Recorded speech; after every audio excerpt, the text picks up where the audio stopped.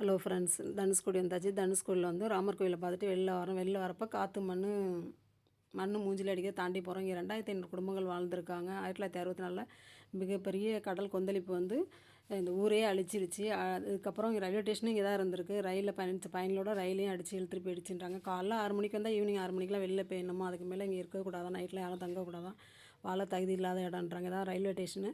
இது பக்கத்துலேருந்து ராமர் பாதம், உள்ளே 2 சாமி இருக்குது, அதையும் கும்பிட்டு நம்ம வெளியில் வரோம்.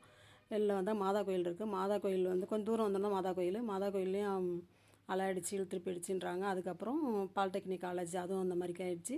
அதை தாண்டி கொஞ்சம் தூரம் வந்தோம்னா ரோட்லேயே வந்து மண்ணில் ஒரு கப்பல் நிறுத்தினாங்க. அதை ஃபோட்டோ எடுத்துகிட்டு அங்கேருந்து நம்ம நகர்றோம். ஃபஸ்ட்டு மண்ணாக அடிக்குது, அதுக்கப்புறம் தண்ணியாக மூஞ்சில் சாரல் அடிக்குது, அதை தாண்டி போகிறோம். இதுதான் லாஸ்ட்டு 2 கடலும் சங்கமிக்கிற இடம். ஒரு பக்கம் அலை அடிக்கும், ஒரு பக்கம் அலை அடிக்காது. இது இப்போ உள்ளது. நான் 3 வருஷம் முடி போயிருக்கதை காமிக்கிறேன். அசோகச்சக்கரத்துக்கு பின்னாடி வந்து இப்படி இறங்கி நிற்கிற மாதிரி இருக்கும். இப்படி தான் அந்த இருந்துச்சு. 3 வருஷம் முடி இப்படி தான் இருந்துச்சு இந்த இடம்.